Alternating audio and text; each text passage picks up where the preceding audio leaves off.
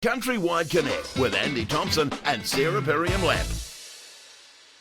All right, Mike Green, you are fundraiser-in-chief for Royal Support Trust. You're also working for Fonterra. You've got these fantastic nights coming up, and you're on the way to the airport to pick up Willie Apiata, VC. What a privilege that's going to be. You've got 3 great nights. Let's run through what you've got coming up in Canterbury. Yeah, look, we've got the 3 nights. Tonight's at Dunsandel Rugby Club. That's a full house. So that's unfortunately no room at the inn. With regard to tomorrow night's Hotel Ashburton, and the following night Fraser Park and Timaru, which both have opportunities for people to register still. Registrations are still open. They're free on the events. FAR website, so it's FAR Yep. and on-farm support supporting you in this one, right? Correct, yep. The key thing is, FAR got involved earlier on just with the pressure with the arable sector is having. We talk about all the other sectors going pretty well. The arable and viticulture boys and girls are certainly having a tough bit of a time. struggle. Yeah. I just want to run through your partners because I think it's worth supporting these guys. Like for an event like this for farmers, and I know you do a fantastic job. You've got BDO, Craig's, FMG, Fonterra, Greenlee, PGG Rights and Seeds, property brokers, rural industry leaders. I'm going to talk about them in a second. Power Farming, Pioneer, Farmlands, Ravensdown, Young Farmers and Farmstrong, as well as Rabobank. Mate, that's a great stable of supporters, also FAR and on-farm support. Obviously, the support that you get from the sector for these events is what makes it happen, but the farmers coming along, really, really important night. As we just talked about fuel prices, they can't do anything about it, right? We talk about good prices for farming, and good, other than our poor arable mates, but they are still important these nights. Well, absolutely. Even if it's just a matter of getting off farm, mixing and mingling, isolation. Nowadays it's one of the biggest threats to the sector. Everyone gets busy, too busy to get out and about. And you look at, go back to mechanisation. I've said it many a time. Is it our friend or our enemy? Because when we used to do all the conventional bales, everyone would go farm to farm, helping each other, have a barbecue and a few beers afterwards, and you go to your neighbours and do that. Nowadays, contractor comes in, wraps it all up, leaves it either in the shed in the paddock or along the fence line, and gone. Quite often you won't even see them. And from outside the district, and it's the impact of losing schools with labour gone, and stuff like that. So it's a huge impact, and isolation is becoming a big challenge. Sale days, though, you used to be a stock agent. They're still a great event, aren't they? The old Yeah. sale yards. I love a good stock sale. Yeah, geez, certainly a gathering place. There's many a story told. Lies. I was going to be kinder than that, Andy. I wasn't going quite that far, but there's been a bit of bullshit told over the years, without doubt. There certainly has been. And so these nights, drinks from 6:30, I think, although Dunsandel tonight kicks off at 5:30, supper and a chat from the great man himself, Willie Apiata. What's he going to do? What's he talk about at these events? Yeah, look, it's obviously Willie's been through some pretty tough times himself. It's a thing where a lot of it's around leadership, decision making, how to deal with stresses and things like that. One of the things Willie's found is a great reliever of stress to him is working with horses. He spends a lot of time with Kaimanawa horses. He breaks them in. And spends a lot of time with them.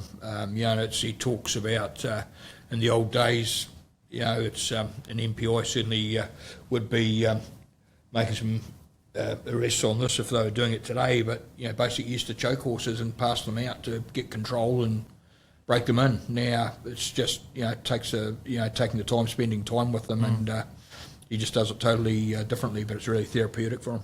And the mana and respect that someone like him brings to a discussion, obviously a really, really fascinating guy to be around and to have a little bit of one-on-one time with. Very privileged, Greenie. Yeah, look, I've been lucky enough to have a couple of dinners with him. That beforehand, he'd be one of the most humble people you'd ever meet. It's not what you expect to see. Does he talk about his war experience, his combat experiences in these chats, or does he? He'll look. There'll be things that'll come up in different times through that. He'll address different things. It's amazing. What people perceive as who the SAS are and what they do, and look at them in a pretty aggressive manner in a lot of cases. But one of the best descriptions I ever heard that came from him is the ethos of the SAS is to defend those that can't defend themselves. And that's actually what he's doing in these chats. So fantastic.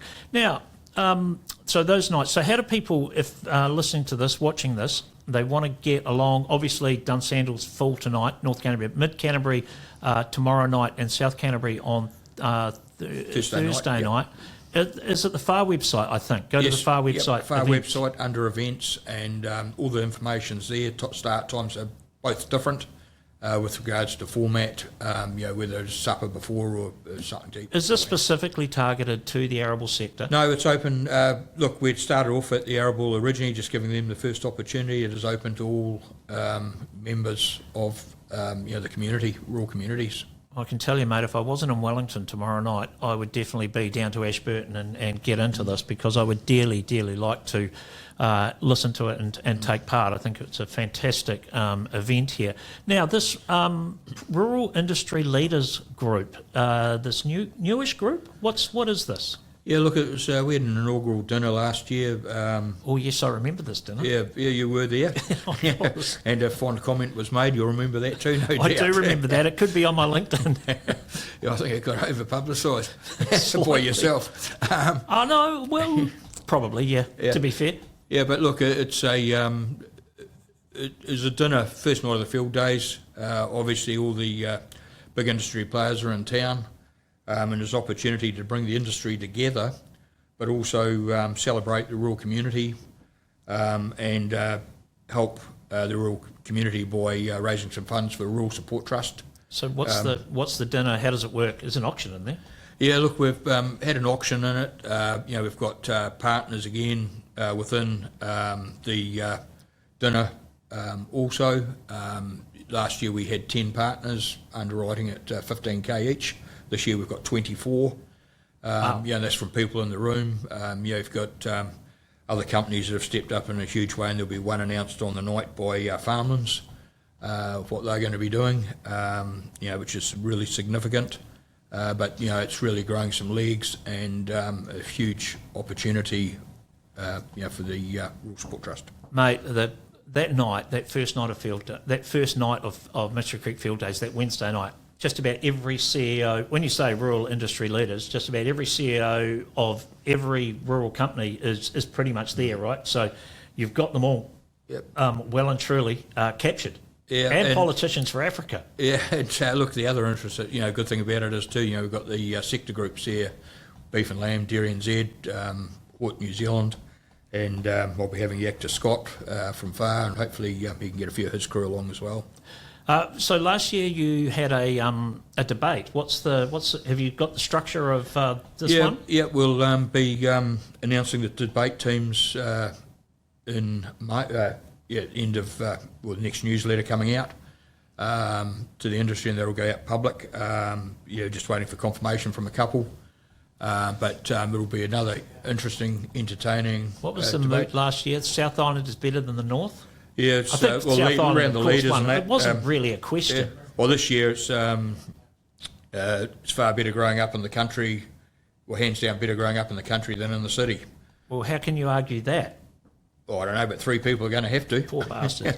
I feel sorry for them having to argue that, to be honest. Or anyway, and I just want to ask you, like you've said last year you had 10 or 15 supporters? Yeah, 10. Yeah. This year you've gone to 24. Well, that answers my question. I mean, at this time, is it difficult to get funding and support for these events from the rural sector? Probably not. It is and it isn't. It's again, it comes down to the cause, delivering, what you say you're going to deliver, but also, having the right people around you helping you, and getting the support of the industry before you. I'm getting one of the dinosaurs now of the industry with 48 years in it, so we've got a few contacts, and then with my committee, with lots of Peter Parasini, Sue Foley, Roger Beaumont, and then Rachel Broadmoor helping with the event management side. It certainly gives us a few more door openers. Absolutely. And what is it about Rural Support Trust then? I mean, there is, like I do everything I can to support Rural Sport Trust whenever on the show and support them. I don't actually do it kind of a lot physically, but certainly promote what they do and talk to them. But there is just something about that organisation. Yeah, look, I think it's an organisation that's certainly growing its legs in a big way as well with regard to its capability. The newer people coming in, there's a lot of changes going on. Adverse events are happening. Well, I think there's a figure out the other day about every 8 days. Yeah. Which is huge. Then that's without the wellness side of things. It's an organisation that in the past has operated a lot under the radar, and it's really about telling our story. And I think last year with Dan Parks telling her story, this year, that was special. Got Gillian King speaking, who lost her husband Snow to suicide coming up 3 years ago. And she'll be speaking on the evening about what the Trust did for her. Greenie, the other thing, like we were talking to Vanessa Winning on Friday just about on-farm support and the way that they're kind of morphing into support for things like, adverse events. Is that helping? Yeah, look, it's, the key thing is working collaboratively. An example of collaboration there, with the partners, we've got young farmers and Farmstrong. They're not contributing financially towards the Willie Apiata events, but very important with regard to Farmstrong with their literature to share and young farmers, being a huge part of the future. Yeah, certainly, and it is great to see those organisations, their young farmers and Farmstrong in part of it.